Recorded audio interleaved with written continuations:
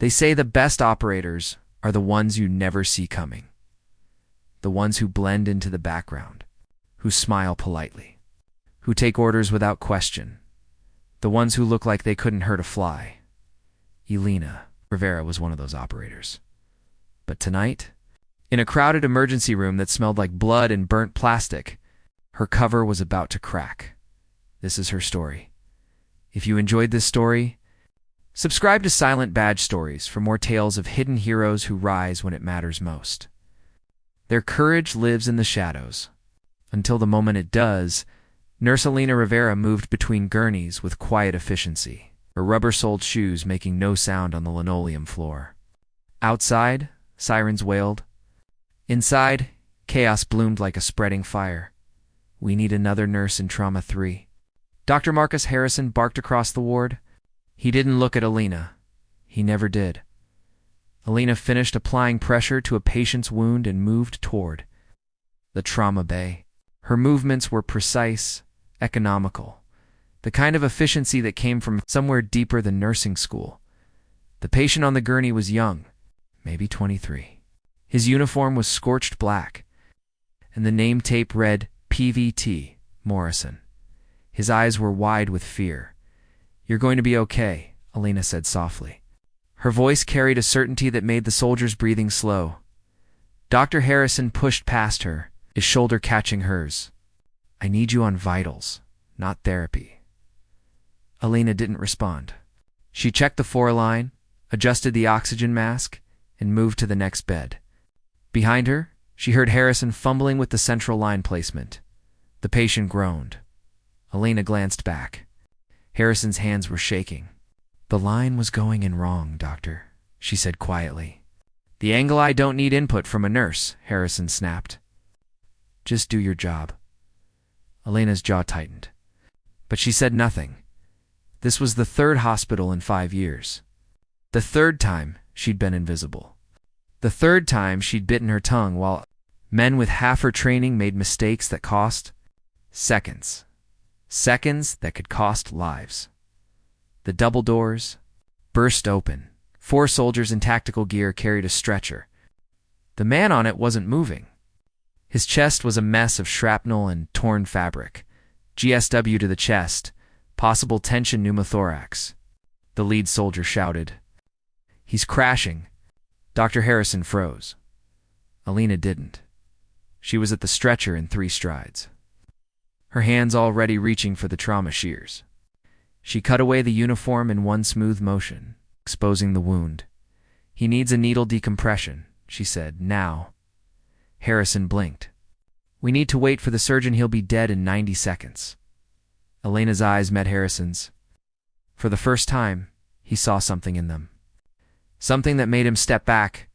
She grabbed the 14-gauge needle from the crash cart, found the second intercostal space, inserted it with a single, practiced motion. There was a hiss of escaping air. The soldier's chest rose. He gasped. The monitors beeped back to life. The tactical team stared at.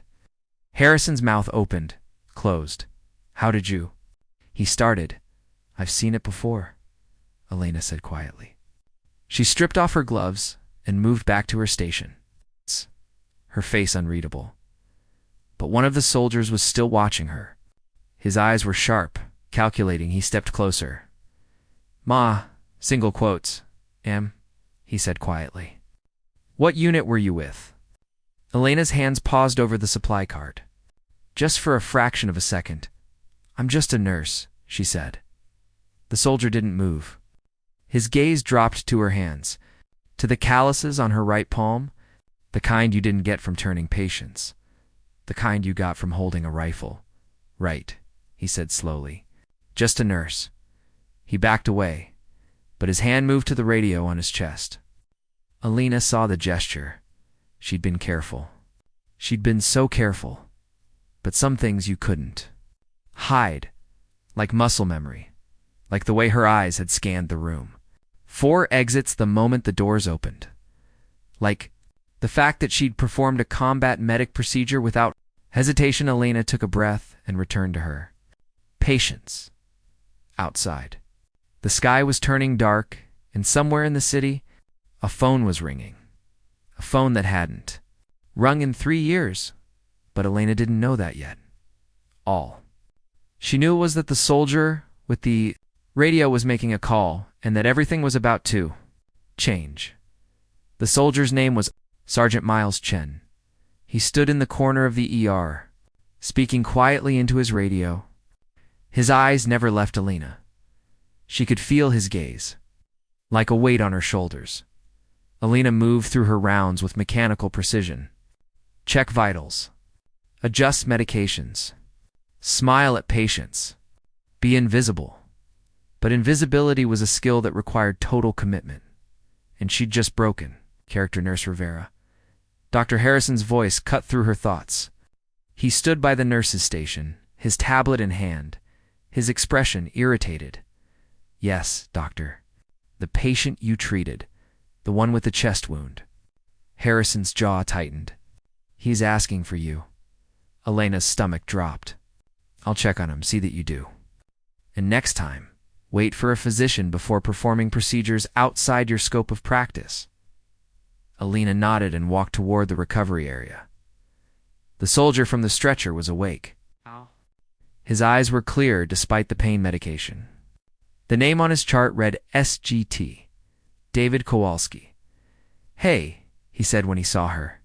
His voice was rough. You saved my life. The doctors did that, Elena said softly. No. Kowalski's eyes were intense. You did? I was there? I felt it. He paused. Where'd you learn to do that? Elena checked his vitals, avoiding his gaze. Medical training, bull. The word hung in the air between them. Kowalski shifted in his bed, wincing.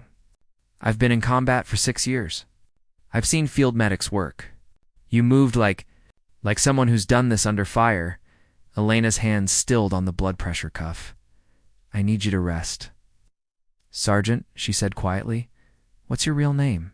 The question came from behind her. Elena turned. Sergeant Miles Chen stood in the doorway. His expression was unreadable. Elena Rivera, she said calmly. It's on my badge. Your real name? Chen repeated. Not your cover. The room went silent. Kowalski's eyes widened. Elena measured the distance to the door, calculated the angles. Old instincts rising like muscle memory. I don't know what you're talking about, she said. Chen stepped into the room. His hand rested casually near his sidearm. I made some calls, he said. Nurse Elena Rivera. Been at this hospital for 18 months. Before that, County General. Before that, St. Mary's in Phoenix. He paused. Clean record. Excellent reviews. Completely unremarkable. Elena said nothing, except Chen continued. Your fingerprints don't exist in any civilian database. The air left the room. Elena's mind raced. Cover blown. Extraction protocols. Nearest exit. Threat assessment. But before she could move, the lights went out. The emergency generators kicked in immediately, bathing the hallway in red emergency lighting. Then the alarms started. Not fire alarms, security alarms. Through the windows, Elena saw vehicles pulling up outside. Black SUVs, unmarked, moving with military precision. Chen's radio crackled. All units, we have a breach at the main entrance. Armed suspects. Repeat, armed suspects entering the building. Elena's training took over. She crossed to the window in 3 steps, counted the vehicles, marked the positions. 6 vehicles, she said, her voice changing, becoming harder. Tactical formation. They're not here for the ER. Chen stared at her. How do you? Gunfire erupted from the floor below. Screaming followed. Elena turned to Chen. Her eyes were different now, cold, calculating. You want to know who I am? She said, fine, but right now, we have hostiles in the building and a floor full of patients who can't move. She grabbed a phone from the wall and dialed a number from memory. It rang once. Phantom protocol, Elena said quietly. Authorization code, Sierra-7-Delta-9. There was a pause on the other end. Then a voice she hadn't heard in 3 years. Colonel Rivera, the voice said. We've been waiting for your call. Chen's face went white. Colonel, he whispered. Dodalina ignored him. I need a tactical assessment and extraction options for St. Agnes's Hospital. We have armed hostiles, multiple floors, approximately 200 civilians, including critical patients. Stand by. More gunfire. Closer now. Alina moved to the door and looked out into the hallway. Doctors and nurses were running. Patients were crying out. Dr. Harrison appeared, his face pale. What's happening? Lock down this wing, Alina said. Her voice carried command now. Move all mobile patients to the interior rooms. Barricade the doors. You can't just do it now, Doctor. Something in her tone made Harrison stop arguing. He ran. Alina turned back to Chen. How many rounds do you have? Chen blinked. Then his training kicked in. 2 magazines. 15 rounds each? It won't be enough. For what? Alina looked out the window again. More vehicles were arriving. A perimeter was forming. They're not just here to attack, she said quietly. They're here to secure something. What? Alina's jaw tightened. The phone crackled back to life. Colonel, we have your position. QRF is 20 minutes out. Can you hold? Alina looked at the hallway. At the patients, at the staff running in panic, 20 minutes was a lifetime. Affirmative, she said. But I need authorization to go active. There was a long pause. You have it, Colonel? Weapons free. Alina hung up. She turned to Chen and Kowalski. Both soldiers were staring at her like they'd never seen her before. Here's the situation, Alina said. Hostile force downstairs. Probably 30 to 40 operators. They're looking for something on the 4th floor. This is the 4th floor. Looking for what? Chen asked. Classified intel I was protecting. They want it, and they'll kill everyone here to get it. Kowalski tried to sit up. We need to evacuate. No time. They've already locked down the exits. Elena's mind was racing, calculating. We need to fortify this position and hold until backup arrives. With what? Chen gestured around. We're in a hospital. Elena's eyes swept the room. Landing on the supply closet? The maintenance corridor. The oxygen tank stood. A plan formed. Sergeant Chen, she said. I need you to gather every able-bodied person on this floor. Military, security, anyone who can follow orders. What are you going to do? Alina worked fast. Her hands moved with practiced efficiency, assembling supplies that shouldn't have been weapons but would be. Chen returned with 7 people. 3 hospital security guards. 2 off-duty soldiers visiting patients. A physical therapist who'd done 2 tours in Afghanistan, and Dr. Harrison holding a fire extinguisher like it was a weapon. This is everyone, Chen said. Alina looked at them. Saw the fear? The confusion? Listen carefully, she said. In approximately 90 seconds, armed hostiles will reach this floor. They have automatic weapons. Body armor. Training. Dr. Harrison's hands shook. We should surrender. Tell them we're medical staff. They won't care, Alina interrupted. They're here for something specific, and they'll eliminate anyone who gets in their way. One of the security guards, an older man with gray hair, spoke up. What do we do? Alina pointed to the corridor. This floor has 3 access points. Main stairs, east stairs, and the elevator bank. We can't defend all 3, so what's the plan? The physical therapist asked. Her name tag read Kim. We don't defend, Alina said. We funnel. She moved to a whiteboard and drew quick lines. We barricade the main stairs and the elevator. Make it look random. Panicked. Then we leave the east stairs open. That's insane, Harrison said. You're inviting them in. Exactly. Elena's eyes were cold. We control their entry point. We know where they're coming from. And we're ready? Kim nodded slowly. Ambush. Yes. Chen checked his weapon. What do we hit them with? We have 2 pistols and a fire extinguisher. Alina walked to the supply closet. Pulled out 3 oxygen tanks, these, she said. Understanding dawned on Chen's face. You're going to turn them into bombs? Improvised explosive devices, Alina corrected. She began stripping medical tape, alcohol containers, and gauze. "Sergeant, I need you to position shooters at the north and south ends of the corridor. Crossfire pattern. With what ammunition? Make every shot count." Elena turned to the security guards. "I need you to move all patients into rooms on the west side. Away from the blast zone. Close the doors. Put mattresses against them." They ran. Harrison stood frozen. "This is insane. You're turning a hospital into a battlefield." Elena looked at him. "Really looked at him, doctor," she said quietly. "They already did that. I'm just trying to make sure our people survive it." For a moment, their eyes met. Then Harrison nodded and ran to help move patients. Elena returned to her work. Her hands moved with mechanical precision, wrapping oxygen tanks, positioning them at choke points. Running detonation cord made from 4 tubing and alcohol-soaked gauze. Kim appeared at her shoulder. "You've done this before?" It wasn't a question. "Different materials," Elena said. "Same principle where?" Elena didn't answer. Footsteps echoed from below. "Heavy boots on stairs positions?" Elena hissed. Everyone scattered. Chen and the 2 soldiers took position at opposite ends of the hallway, using overturned gurneys as cover. The security guards crouched behind the nurses' station. Elena stood in the middle of the corridor, one hand on the 4-pole she'd rigged as a detonator. She could hear them now. Multiple footsteps. Moving in formation, professional, military. The door to the east stairwell creaked open. A man in tactical gear appeared. Black uniform. No insignia. Rifle raised, he saw Elena standing in the middle of the hallway. "Contact," he said into his radio. "Single female appears unarmed." More men filed in behind him. 468.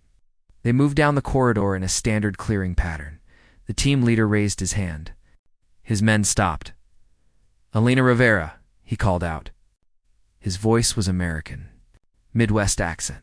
"We just need the drive. Give it to us, and no one else gets hurt." Elena stood perfectly still. "I don't know what you're talking about," she said. The team leader sighed. "We know who you are, Colonel. We know what you took from the Damascus operation. We know it's here." Behind Elena's back, her fingers found the detonation cord. "Last chance," the team leader said. The drive. Now, Elena smiled. It was not a pleasant smile. "You want it?" she said. "Come get it." The team leader's eyes narrowed. Then he saw the oxygen tanks positioned along the walls. His face changed. "Fall back." He screamed, but Elena was already moving. She yanked the detonation cord. The first oxygen tank exploded with a sound like thunder. The blast waved through the lead soldiers backward. Fire erupted in the confined space. Chen opened fire from his position. 2 shots. 1 soldier dropped. The second tank exploded. Then the third. The corridor became hell. Elena was already running, staying low, moving through the smoke. She grabbed a fallen rifle without breaking stride. A soldier appeared through the smoke. Elena shot him twice. Center mass training, muscle memory. Years of combat compressed into 2 seconds. East corridor clear. She shouted, but her radio crackled. Chen's voice. "Urgent, Colonel. We have more coming up the main stairs. The barricade won't hold." Elena cursed. They'd split their force. How many? At least 12. She made a decision in half. A heartbeat. "Evacuate to the west wing now. I'll hold them. You can't hold 12 operators alone. That's an order." "Sergeant." "Silence then, Yam." Elena checked the rifle. "Half a magazine. Maybe 15 rounds?" "Not enough." She moved to the main stairwell door. Could hear them coming? Boots on concrete. Radio chatter. Her mind raced through options, tactics, strategies. Then she saw it. The fire. Suppression system. Elena ran to the nurse's station. Found the emergency controls. Pulled the manual override. Alarms blared. Water began pouring from the ceiling sprinklers. But Elena wasn't done. She grabbed a defibrillator from the crash cart. Pulled it into the corridor. Set it to maximum charge. Then she waited. The door burst open. Soldiers poured through. Weapons raised, moving fast through the ankle deep. Water. Alina threw the defibrillator. It hit the water. Electrical current arced. Through the flooded corridor, men screamed. Bodies convulsed and dropped. The circuit breaker blew. Everything went dark. Emergency lights flickered on, casting red shadows. Alina moved through the smoke and darkness like a ghost. Collected weapons, ammunition. Radios. One of the fallen soldiers groaned. Alina knelt beside him, checked his pulse. Still alive? She pulled off his tactical vest and radio. Need reinforcements on 4? Rivera's armed and defending. Elena keyed the radio. This is Colonel Elena Rivera, she said quietly. To whoever's listening, you came to my hospital. You threatened my patients? You made a mistake. She paused. I'm giving you one chance. Withdraw now, or I will end every single one of you. Static. Then a new voice. Older, calm, Colonel Rivera. I'm impressed, but you're outnumbered 20-1. You can't win this. I don't have to win, Elena said. I just have to hold for 15 more minutes. 15 minutes. That's when the 75th Ranger Regiment arrives. Long silence. You're bluffing. Am I? Elena could hear the uncertainty in the static. Pull your people out, she said. Or find out. She dropped the radio and moved to the West Wing. Found Chen and the others setting up a defensive position. Colonel Chen said, What's the situation? We hurt them, but they're regrouping. Elena checked her ammunition. They'll come at us hard now. No more tactics. Just overwhelming force. Can we hold? Elena looked at the frightened faces around her. Doctors, nurses, security guards, who'd signed up to protect against drunk patients. Not military operators. We're going to try, she said. Outside, in the darkness, engines roared to life. The assault was about to begin. The West Wing was a maze of patient rooms and narrow corridors. Elena worked fast, setting up firing positions behind overturned beds and medical equipment. She placed her defenders at intersections where they could cover multiple approaches. Dr. Harrison emerged from a patient room, his face pale. There's a woman in room 412, he said. She's in labor. Active labor. She can't be moved. Elena closed her eyes. Of course there was. How long? She's fully dilated. Could deliver any minute. Can you handle it alone? Harrison hesitated, then nodded. Yes, then stay with her. Lock the door. Whatever happens out here, don't open it. Harrison started to leave, then turned back. Who are you really? Elena checked her rifle. Someone who shouldn't have gotten you involved in this. That's not an answer. It's the only one you're getting. Dr. Harrison left. Chen approached, his weapon ready. Colonel, I've been thinking. Why would they risk an assault on a hospital for a data drive? The heat this brings down, because what's on that drive is worth the heat, Elena said. What is it? Elena was quiet for a moment. Names, she said finally. Faces. Locations. Every deep cover operative we have in hostile nations. Every asset. Every safe house. If that data gets out, hundreds of people die. Chen's expression darkened. How'd you end up with it?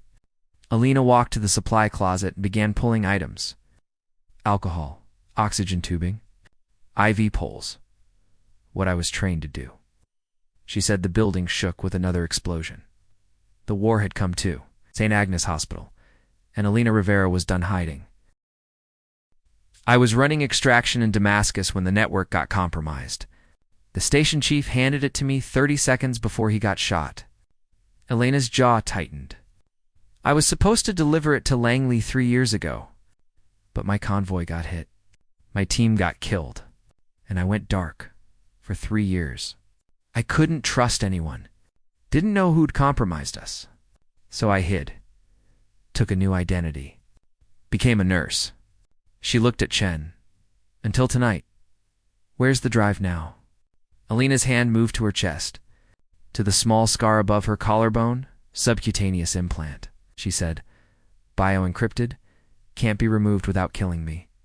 Chen stared. Jesus. Yeah. A radio crackled. One of the soldiers monitoring the corridor movement. Multiple contacts. They're coming. Alina moved to the window and looked out. More vehicles had arrived. These were different. Military transport trucks. At least 40 more operators deploying. They brought reinforcements, she said quietly. Kim appeared beside her. We're not going to make it, are we? Alina wanted to lie, to offer false hope, but she respected Kim too much for that. Probably not, she said. But we're going to make them pay for every inch. Kim checked the pistol Chen had given her. I did 2 tours in Kandahar. Never thought I'd be defending American soil. Life's funny that way. The first gunshots echoed through the corridor. Alina raised her fist. Her defenders said, "Wait for my signal," she said. Let them commit to the corridor. Footsteps approached. Methodical. Professional. Flashlight. Beams cut through the darkness. Alina counted. Silently. 1, 2, 3. 6 soldiers rounded the corner now. Alina shouted, "Chen!" and his soldiers opened fire. The confined space magnified every shot. Muzzle flashes lit the darkness. 2 attackers dropped immediately. The others dove for cover, turning fire. Bullets tore through drywall. Shattered windows. Sparked off metal equipment. Alina moved low, flanking left. She came up behind an overturned gurney and fired. 3 quick shots. Another attacker dropped. But more were coming. She could hear them. Boots pounding. Radios crackling. Orders being shouted, "Fall back." Alina ordered. Second position. Her team retreated in leapfrog fashion. One group covering, while the other moved. They made it to the central nurses, stationed before the next wave hit. This time there were at least 15 operators. They moved in coordinated teams. Using suppressing fire and tactical movement, professional, military, Elena's group was outgunned. And outmaneuvered? We can't hold here. Chen shouted over the gunfire. Alina knew he was right. She looked around desperately. Saw the medication room. The pharmacy storage and idea formed, "Cover me." She shouted. She ran for the medication room, bullets chasing her. Glass shattered. Wood splintered. Inside, she grabbed bottles off shelves. Alcohol, ether, anything flammable. She stuffed them into a laundry bag and ran back. "What are you doing?" Kim yelled, making us some breathing room. Alina pulled a road flare from an emergency kit, lit it. Threw the bag of chemicals down the corridor toward the advancing soldiers. Then she threw the flare after it. The explosion was smaller than the oxygen tanks, but just as effective. Fire erupted. Smoke billowed. Men screamed, "Move." Alina shouted, "Now." They fell back to the final defensive position. The maternity ward? It was a dead end. Nowhere left to run. Alina positioned her remaining defenders. For people, 2 rifles. Maybe 30 rounds total, against 40 trained operators. Chen looked at her. "This is it, isn't it?" "This is it." He nodded. "Been an honor, Colonel. Save it. We're not dead yet." But Alina could hear them regrouping. Preparing for the final assault? She checked her. Watch. 8 minutes until the Rangers arrived.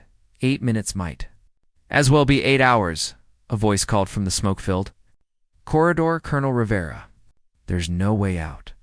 Surrender the drive, and we'll let the others live." Alina looked at her defenders.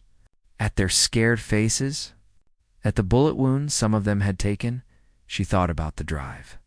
About the names on it, the lives it represented. Then she thought about the patients behind her. The woman in labor. The wounded soldiers. The scared nurses. She made a choice. "I need a volunteer," she said quietly. "Someone who can run fast and knows the hospital layout." One of the security guards raised his hand. Young kid. Maybe 20. His name tag read Davis. "I know every inch of this place." Ma and Elena pulled a scalpel from a supply cart. "This is going to hurt," she said. She made a small incision above her collarbone. Her face didn't change, even as blood ran down her neck. She pulled out a small titanium capsule. No bigger than a pill, the drive. She pressed it into Davis's palm. East stairwell. Down to the basement. There's a tunnel that connects to the parking garage. You get this to the Rangers when they arrive? Davis stared at the capsule. But they want you dead. If you don't have it, they'll kill me anyway, Alina said calmly. At least this way the data survives. Now go. Davis hesitated. That's an order, son. He ran. Alina turned back to her remaining defenders. Anyone who wants to leave, now's the time. I won't think less of you. No one moved. Kim smiled grimly. Where else am I going to go? Chen chambered around. We finish this together. Alina nodded. The attackers were coming. She could hear their boots. Their breathing. Alina raised her rifle. For what it's worth, she said to her small group, you're the best damn hospital staff I've ever served with. Chen laughed. Despite everything, he actually laughed. Then the final assault began. They came in waves. Coordinated fire teams. Flashbangs. Smoke grenades. Alina and her people fought back with everything they had. Every bullet. Every ounce of strength. The corridor became a nightmare of sound and fury. Alina's rifle clicked empty. She picked up a fallen weapon. Kept firing. Beside her, one of the soldiers went down. Then Kim. Then the last security guard. It was just Alina and Chen now, back to back in the center of the corridor. Sorry. I got you into this. Alina said, best shift of my life, Chen replied. They fired their last rounds. The attackers advanced. Alina grabbed a scalpel, her last weapon, then impossibly she heard it. The sound of helicopters. The sound of boots. Many boots. Coming up the stairs, the sound of American voices shouting clear. The Rangers had arrived, but Alina had already collapsed to her knees, bleeding from 3 different wounds. The last thing she saw before darkness took her was Chun's face and the faint smile on it. They'd held against impossible odds. They'd held. Alina woke to the smell of antiseptic and the beep of monitors. For a moment, she thought she was back on the floor, back in the fight. Then the pain hit. Her shoulder. Her leg. Her ribs. She tried to sit up. Easy. Colonel. The voice was familiar. Deep. Authoritative. Alina's vision cleared. A man sat beside her bed. Late 50s. Silver hair. 3 stars on his uniform. Lieutenant General James Hartley. JSOC Commander. Sir, Alina whispered. Her throat was raw from smoke. You've been out for 18 hours, Hartley said. 3 gunshot wounds. Severe smoke inhalation. Multiple contusions. The doctors weren't sure you'd make it. Alina looked around. Private room. Armed guards at the door. The others? Sergeant Chen is fine. Took a round to the shoulder, but he'll recover.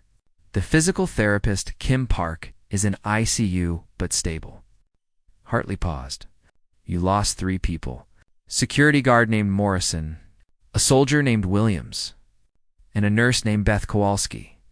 The names hit Alina like physical blows. The patients? All survived, including the woman in labor. Healthy baby girl. Hartley leaned forward. You saved over 200 lives. Alina, I got 3 people killed. You got 3 people killed defending innocents against overwhelming force. There's a difference. Alina closed her eyes. The drive. She asked. Secure. Davis made it to the Rangers. Data's already been processed. We've pulled 17 assets out of danger zones. Hartley's expression softened. You did it, Alina. 3 years in the cold, and you still completed the mission. The attackers. Mercenaries. Hired by a group of foreign intelligence services who knew about the Damascus data, we captured 8 alive. The rest didn't make it. Hartley stood. There's going to be an investigation, of course.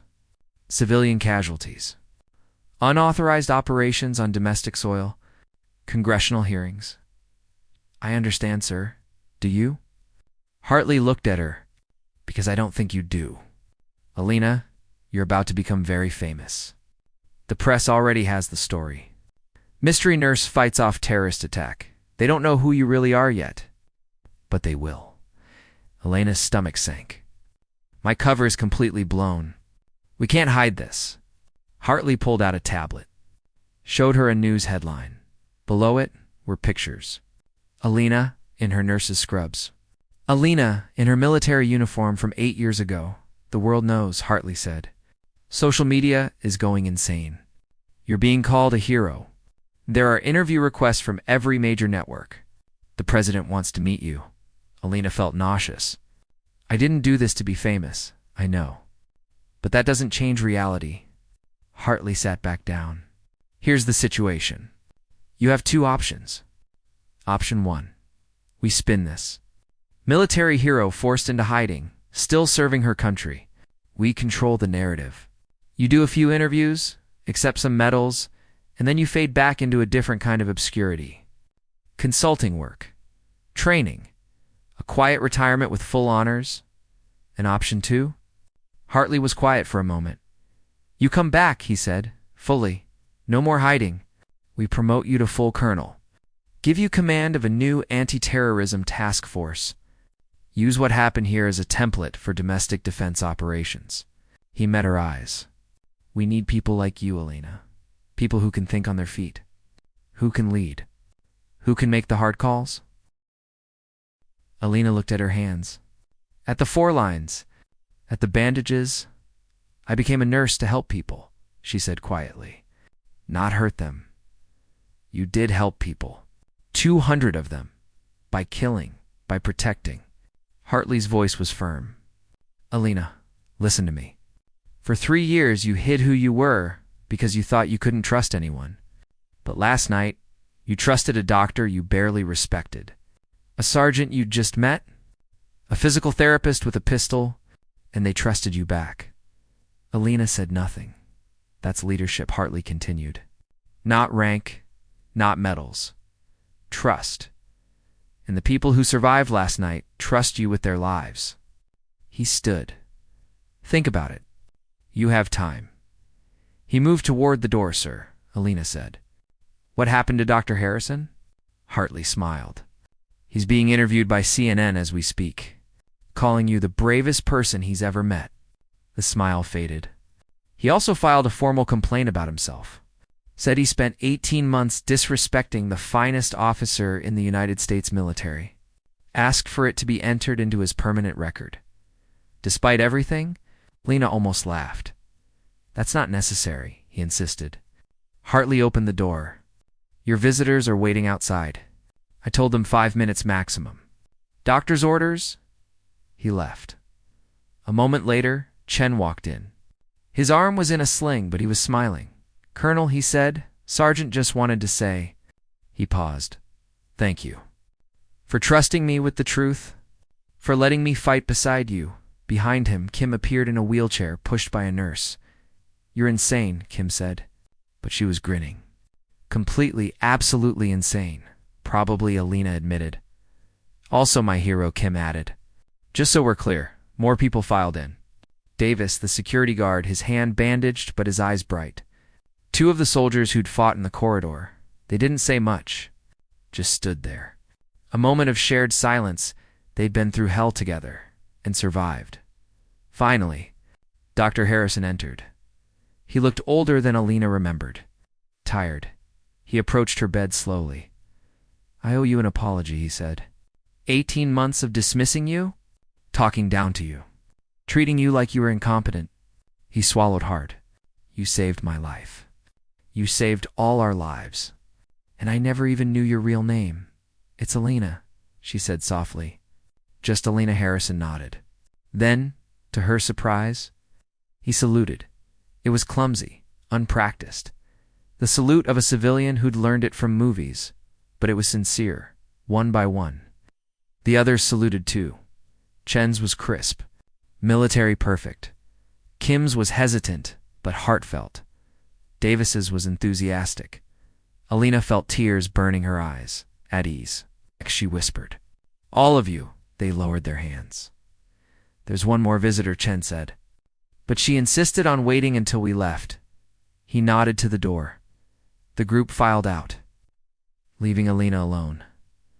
For a moment, nothing happened. Then a woman walked in, late 20s, carrying a newborn wrapped in a pink blanket, the woman from room 412. "I'm Sarah," the woman said. I was in labor during the attack." Alina nodded. "I remember." "How are you feeling?" "Terrified, grateful, confused." Sarah looked down at her baby. "Dr. Harrison stayed with me the whole time. Kept me calm, even with the gunfire outside. He said, 'You were the one who gave the orders? Who kept everyone safe?' I did what I could." Sarah moved closer to the bed. "I wanted you to meet her," she said quietly. Dr. Harrison delivered her at 11:47 p.m., right in the middle of the fighting. She paused. I named her Alina. The tears Alina had been holding back finally fell. "You didn't have to do that," she whispered. "Yes, I did." Sarah's eyes were wet too. "Because I want her to grow up knowing that there are people like you in the world. People who run toward danger instead of away from it. People who protect others no matter the cost." She gently placed the baby in Alina's arms. Alina looked down at the tiny face. The closed eyes, the small hands curled into fists. "Hello, little Alina," she whispered. The baby made a soft sound, and for the first time in 3 years, Alina Rivera felt something other than fear. She felt hope. Sarah took her baby back and left quietly. Alina was alone again. She looked at the tablet Hartley had left behind, at the news articles, at her own face staring back from a dozen screens. The world knew who she was now. There was no going back to. Invisibility. The question was, what came next? Alina closed her eyes, and for the first time in years, she let herself imagine a future. 3 days later, Alina was cleared to attend a ceremony. She didn't want to go, but General Hartley had been insistent. They wheeled her into the hospital's main conference room. It had been converted into something official. Flags, cameras, rows of chairs filled with reporters, military personnel, and hospital staff. Alina wore her dress uniform. The first time in 3 years, it felt foreign and familiar all at once. At the front of the room stood a man in a dark suit. Secretary of Defense William Chen, no relation to Sergeant Chen. Despite the shared name, the room fell silent as Alina was wheeled to the front. "Ladies and gentlemen," Secretary Chen began, "we are here today to honor an extraordinary act of courage under fire." Alina's jaw tightened. She hated ceremonies. 3 nights ago, this hospital came under attack by hostile forces. What should have been a massacre became something else entirely. Because one person refused to let it happen, the secretary looked directly at Alina. "Colonel, Alina Rivera spent 3 years in hiding, protecting classified information that could have compromised hundreds of American lives abroad. When enemies came for that information, she didn't run. She didn't surrender.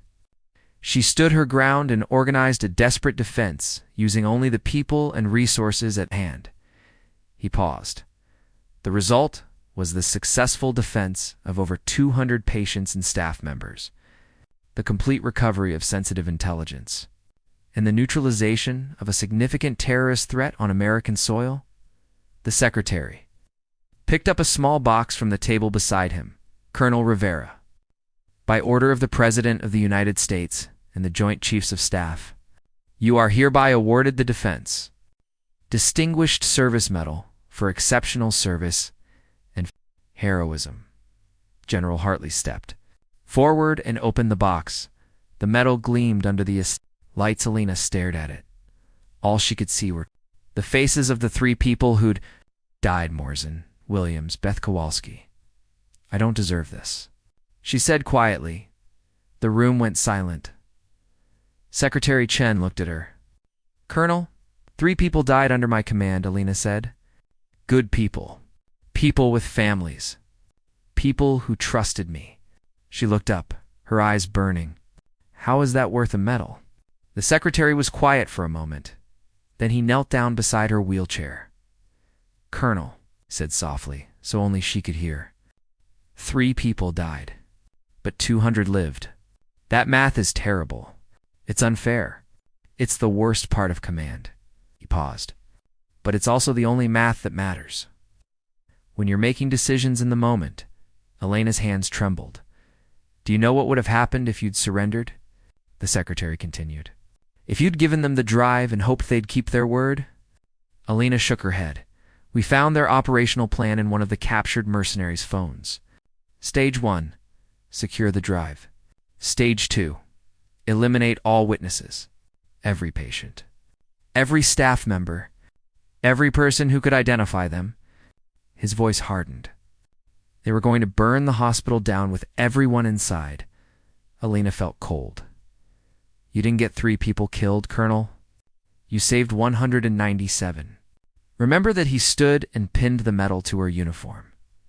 The room erupted in applause. Elena sat frozen, the weight of the medal feeling like an anchor. Then she saw them in the front row. Chen, his arm still in a sling, saluting Kim, standing on crutches, tears streaming down her face.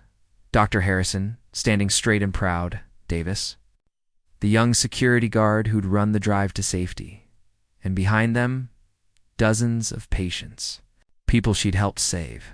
Some in wheelchairs, some on crutches, some carrying babies.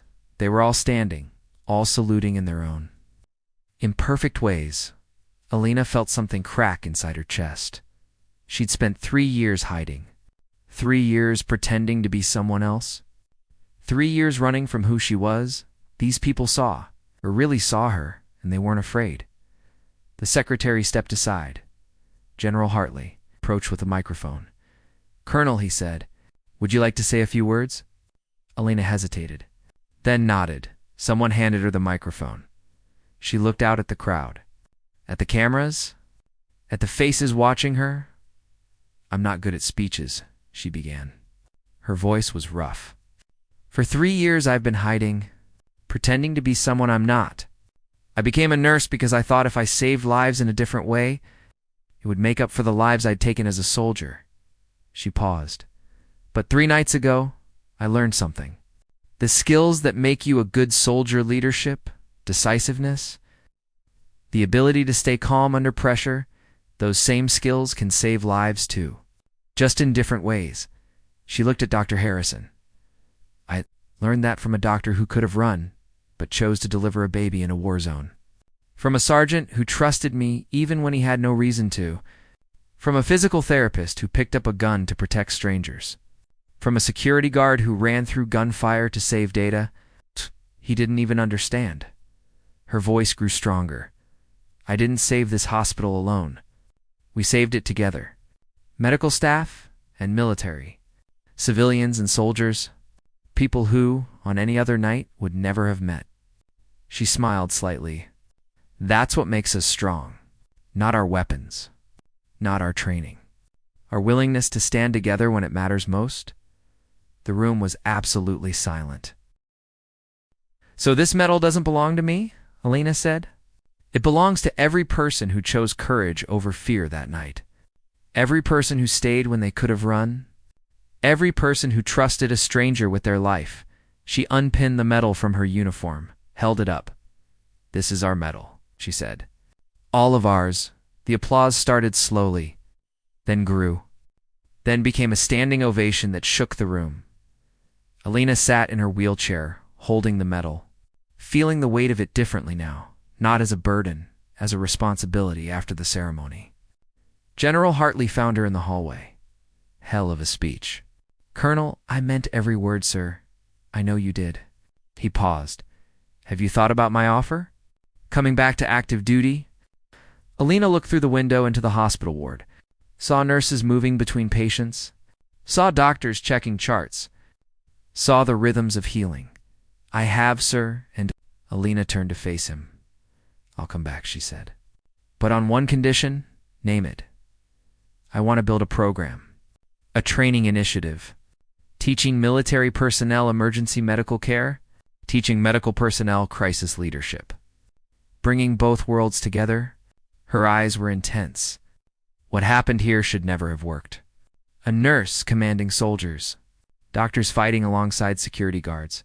But it did work. Because we combined skill sets, Hartley smiled slowly. You want to institutionalize what you did here, yes, sir? I want to create a force that can operate in the gray zone between military and civilian. That can protect people whether they're in a combat zone or a hospital. That bridges the gap. Hartley extended his hand. Sold, he said. I'll have the proposal on the Joint Chief's desk by Monday. They shook. Welcome back. Colonel Rivera-Alina smiled. For the first time in 3 years, those words felt right. 6 months later, the new training facility was located on a military base in Virginia. It was half hospital, half tactical training center. Alina walked through the corridors, her legs still carrying a slight limp from her injuries. But she'd refused to take medical retirement. There was too much work to do. She entered the main classroom. 20 students stood at attention. Half were military special operations personnel. Half were emergency room doctors and nurses at ease, Lena said. They relaxed. Welcome to the Medical Tactical Integration Program, Lena began. Over the next 12 weeks, you're going to learn skills that don't traditionally go together. Soldiers, you'll learn advanced trauma medicine, patient care, and bedside manner. Medical personnel, you'll learn tactical thinking, crisis leadership, and how to operate under fire. She paced in front of them. Some of you are wondering why you're here. You're thinking, I'm a soldier, not a nurse. Or I'm a doctor, not a warrior. Alina stopped. You're both wrong. Because in a crisis, those labels don't matter. What matters is that you can do what's needed in the moment. She saw understanding beginning to dawn on some faces. 6 months ago, I was a nurse in an emergency room. I was also a colonel with 15 years of special operations experience. When attackers came, I used both skill sets to save lives. Not one or the other. Both. Alina pulled up a slide showing the hospital defense. This is what we're going to teach you. How to think like a soldier and care like a healer. How to assess threats and comfort patients. How to hold a firing line and hold someone's hand. She looked at each student. Because the next crisis won't care about your job description. It will only care whether you can adapt. A hand raised. One of the nurses, what if we're not cut out for combat? Alina smiled. 3 nights ago, physical therapists with no combat training held a defensive position against trained mercenaries. A doctor delivered a baby during a firefight. A security guard ran through a war zone carrying data he didn't understand. She paused. They did it because people needed them to. Because they chose courage over comfort. She looked around the room. That's what this program is about. Not making you into something you're not, but teaching you to access the strengths you already have when the moment demands it. Another hand. One of the soldiers. Colonel, what happened to the people who fought with you at the hospital? Elena's expression softened. Sergeant Chen is now an instructor here. He'll be teaching tactical medicine. Kim Park, the physical therapist, consults for us on rehabilitation and resilience training. Dr. Harrison runs a trauma surgery program focused on battlefield injuries. She pulled up another slide. Photos of her team from that night, they're all part of this now. Because we learned something together that night. That the strongest teams aren't the ones with the best equipment or training, they're the ones with the most trust. Alina closed her presentation. Over the next 12 weeks, I'm going to push you hard. You're going to be uncomfortable. You're going to question why a nurse is teaching you to clear rooms, or why a soldier is learning to start IVs. She smiled. Good. Discomfort means growth. She moved to the door. First exercise starts in 1 hour. Half of you will respond to a mass casualty event. The other half will defend a hospital under attack. Then we'll switch. She paused at the threshold. Welcome to the program. Don't let me down. She left them standing there, already talking among themselves, already beginning to learn. That evening, Alina sat in her office, reviewing lesson plans. A knock on the door. Come in, Dr. Harrison entered. Carrying coffee? Thought you might need this, he said. Alina accepted it gratefully. What are you doing here? I thought you had surgery, finished early. He sat down across from her. I watched your class introduction today. Through the observation window, and you're going to change how we think about crisis response, Harrison said simply. Military and medical. Together instead of separate. It's revolutionary. It's necessary, Alina corrected. The threats we face don't respect boundaries. Neither can we. Harrison nodded. Then pulled out an envelope. This came for you today. From Sarah, the woman from room 412. Alina opened it. Inside was a photo. Baby Alina, now 6 months old, laughing at the camera, and a note. Thank you for giving my daughter a world worth growing up in. She'll know your story. She'll know what courage looks like. Saralina stared at the photo for a long moment. You okay? Harrison asked. Yeah, Alina said softly. I am. She pinned the photo to her bulletin board. Next to her medal, next to the photos of Morrison Williams and Beth Kowalski. Reminders of what she'd lost, what she'd saved, and what she was building. Harrison stood to leave. Paused at the door. Colonel, for what it's worth, I'm glad you stopped hiding. Alina looked up. So am I, Doctor. So am I. He left. Alina turned back to her lesson plans.